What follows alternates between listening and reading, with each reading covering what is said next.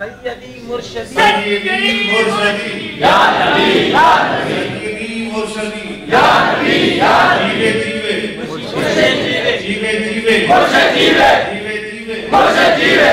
فیضان قاسم جاری رہے گا فیضان قاسم جاری رہے گا ابھی انتظار کی گھڑیاں ختم ہوئی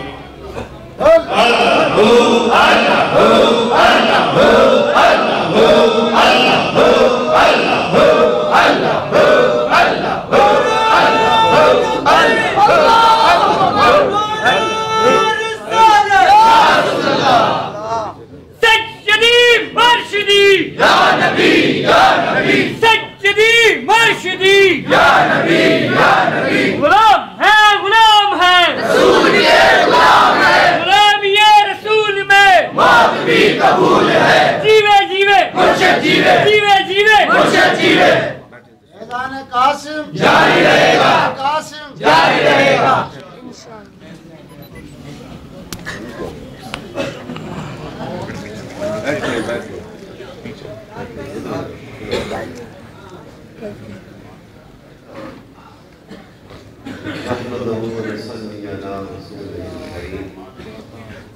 اما بعد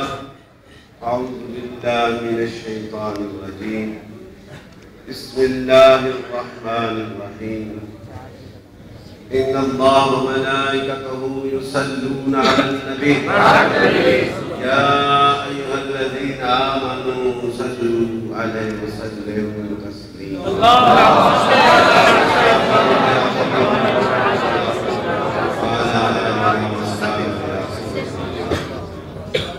برادران اسلام، فدایان دین مدینی، شمع رسالت کے پروانوں، عاشقان اولیاء، عاشقان مولوی، السلام علیکم۔ آج کی یہ خوبصورت محفل پاک بسلسلہ عرس خواجگان مولا شریف، جن محبتوں کے ساتھ اپنے اختتام کی طرف جا رہی ہے، میرا ایمان ہے اس کی ابتدا بھی بڑی محبتوں کے ساتھ کی ہے۔ قاری صاحب نے اپنی عقیدتوں کا اظہار کرتے ہوئے الیاس مسجد میں جب اس کی ابتدا کی تو کچھ ساتھی کم نظر آ رہے ہیں، لیکن جو یہ فیضان بڑھتا گیا، عاشق مختلف سمتوں سے آ کر اس محفل کو سجانے لگا۔ سبحان اللہ۔ تو یہ جو لمحات ہیں میرے دوستو یقیناً نسبت والے ہیں، سبحان اللہ۔ اور نسبت بھی اس کامل ولی کے ساتھ ہے سبحان اللہ جس نے زندگی کا سارا حصہ جو ہے اللہ کے ذکر میں گزارا، سبحان اللہ اور پھر یہ مقام حاصل کیا، کیونکہ ہر ولی کا اپنا مقام ہوتا ہے۔ سبحان اللہ حضرت علامہ نے بڑے خوبصورت انداز میں بیان کیا مختلف اولیاء کے حوالے سے کہ ہر دور میں یہ میرے نبی کے سچے غلام، ہر دور میں، ہر علاقے میں، ہر شہر میں ان کی یہ ڈیوٹیز لگی ہوتی ہیں، جہاں پہ وہ مسکن اپنا بناتے ہیں، جہاں پہ وہ بیٹھ جاتے ہیں، وہ اپنی اشاعت کے لیے نہیں بیٹھتے، اپنی تعریف کے لیے نہیں بیٹھتے، بلکہ اس جگہ پہ بیٹھ کر اپنی ہستی کو بٹا کر اپنی سوچوں میں بساتے ہیں تو رب کے ذکر اور حبیب کی محبت کو بساتے ہیں، اور جہاں اس کا ذکر آ جائے اور آقا مدنی تاجدار کی محبت آ جاتی ہے تو پھر وہ لمحے جو ہے وہ سراپا رحمت والے بن جاتے ہیں، سراپا برکات والے بن جاتے ہیں۔ تو ان لمحوں کے گرد جو بھی آتا ہے، جو بھی اس عقیدت میں، اس دائرے میں آ جاتا ہے، اس ولی کامل کی قربتوں میں آ جاتا ہے، جو فیضان اس کے سینے میں ہوتا ہے، آنے والے کے سینوں میں بھی منتقل ہوتا ہے۔ اس لیے تو کہتے ہیں یہ سینہ بہ سینہ جاتا ہے، یہ نظروں سے ملایا جاتا ہے، یہ سینے سے سینہ مل جاتا ہے تو وہ فیضان منتقل ہو جاتا ہے۔ سیدنا ابو ہریرہ فرماتے ہیں نبی کا جو پیغام تھا شریعت کا، ایک تو شریعت کا پیغام ہے، لیکن ایک پیغام جو میرے سینے میں موجود ہے، اگر اسے میں آشکار کر دوں تو دنیا والے مجھے دیوانہ کہنے لگتے ہیں۔ یہ وہ پیغام عشق مصطفیٰ کا پیغام ہے، یہ میرے آقا کی محبتوں کا پیغام ہے، اور اس پیغام کو سب سے پہلے جس کے سینے میں آیا ہے وہ بھی نقشبندیوں کا سردار سیدنا ابوبکر صدیق بن جاتا ہے۔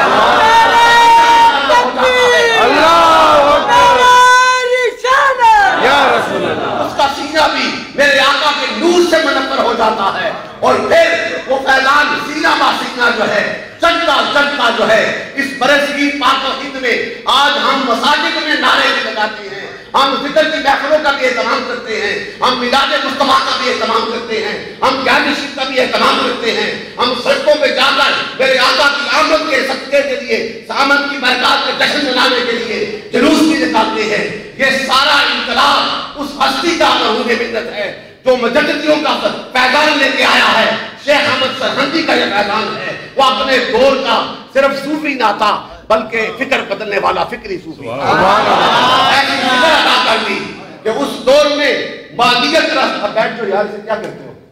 بس کرو، جو مادیت پرست دور تھا اس دور میں فتنے والے کیا کر رہے تھے؟ اکبر کا دین الہی، وہاں پر بھی تو مسلمان تھے لیکن وہ اکبر کی قرب چاہتے تھے، وہ مادیت پرستی کی قرب چاہتے تھے، وہ نفس کے غلام تھے، ان کے وہ بھی سوکان مسلم تھے لیکن وہ اکبر کی ہاں میں ہاں بلانے والے تھے۔ اس نے دین الہی چڑھایا تھا لیکن میرے آقا کا سچا عاشق، کیونکہ وہ اسلام جو ہے جب تک دنیا قائم ہے میرے رسول کا جو پیغام بھی قائم ہوتا ہے، عاشق آتے رہیں گے اور یہ میرے نبی کے سینے والا پیغام، نور والا پیغام ہمارے سینوں میں منتقل کرتے رہیں گے۔ وہ سوکان کو ساتھ لگے رہے، اس مادیت پرست کی دنیا میں مبتلا رہے، وہاں پر بھی میرے نبی کا سچا عاشق سرہند کا تاجدار شیخ احمد مجدد سرہندی جو ہے یہ اعلان حق بلند کرتا ہے، کہتے ہیں کہ تیرا دین باطن کا ہے اور میرا دین مصطفیٰ کے نور کا تکبیر، تو یہ نقشبندیوں کو فیض ملا ہے اور یہ نقش بند ایسے نہیں، یہ کپڑے پہ نقش کاری نہیں کرتا۔ عبید اللہ آل کہتے ہیں میرا مرشد وہ ہے جب نظر کرتا ہے وہ سینے کو بھی بدل دیتا ہے اور چہرے کو بھی بدل دیتا ہے۔ ہم نشنت والے لوگ ہیں، چاہے وہ چشتی ہو، چاہے وہ قادری ہو، چاہے وہ نقشبندی ہو، یہ سارے فیض ان کا مرکز و منبع جو ہے وہ دنیا میں ایک ہی ہستی ہے جس کی خاطر کائنات کو سجایا گیا ہے، جو اندھیروں کو بجانے والا ہے، جو اب تیری روشنیاں لانے والا میرا اور آپ کا آقا محمد مصطفیٰ رحمت عالم نور مجسم ہے۔ سب سلسلے حضور کے قدموں کے ساتھ لگ جاتے ہیں، اس لیے امام العارفین نے کہا ہے یہ رنگ جس کو چڑھ جائے نا، چاہے چشتی ہو یا قادری ہو، چاہے نقشبندی ہو، یہ رنگ جب چڑھ جاتا ہے دنیا کے رنگ چڑھ کر اتر جاتے ہیں، وہ فیکنس ہے، اور یہ جو رنگ ہے ایسا ہے جب چڑھ جائے تو پھر اترتا نہیں۔ اس لیے تو ہم دیوانے ہیں، اس لیے تو ہم اولیاء کے دامنوں سے مل جاتے ہیں، اس لیے ان کا ذکر کرتے ہیں کہ یہ فیض میرے آقا کے نور کا فیض ہے وہ صحابہ کے سینوں میں منتقل ہوا ہے۔ میں نقشبندی کی اس لیے تذکرہ کر رہا ہوں سیدنا ابوبکر صدیق کا، میں تو سب کا غلام ہوں۔ اہل سنت کا ایمان ہی اس وقت کامل ہوتا ہے جب نبی کے سارے صحابہ کا غلام ہوتا ہے۔ لیکن یہ چار جو ہیں یہ جرنیل ہیں، ان کی عظمت اعلیٰ ہے، اس لیے ایک ہی حدیث کا حوالہ پھر آگے چلیں گے کہ عشق کیسے انقلاب پیدا کرتا ہے۔ کملی والا بیٹھا ہے، نور مجسم بیٹھا ہے اور کملی والا کنگریاں ہاتھ میں لے کر اپنے ہاتھ میں رکھتے ہیں اور نظر فرماتے ہیں تو وہ کنگریاں کلمہ پڑھنے لگتی ہیں، تسبیح کرتی ہیں، وہ تسبیح کرنے شروع کر دیتی ہیں۔ آپ نیچے رکھ دیتے ہیں المختصر سیدنا ابوبکر کو کہہ دیتے ہیں، نقشبندیوں کے سردار صدیق اعظم کو کہہ دیتے ہیں، آپ اٹھا لو، آپ اٹھاتے ہیں، میرا نبی نور والی نظر کرتا ہے، سیدنا ابوبکر صدیق کے ہاتھ میں بھی مقدریہ کلمات پڑھنے لگتا ہے، تسبیح کرتی ہیں، پھر آپ حکم دیتے ہیں، آپ رکھ دیتے ہیں۔ سیدنا عمر فاروق کو حکم کیا کہا، آپ نے اٹھا دی، نبی نے توجہ کی، عمر فاروق کے ہاتھ میں بھی وہ کنگریاں تسبیح کرنے لگتا ہے۔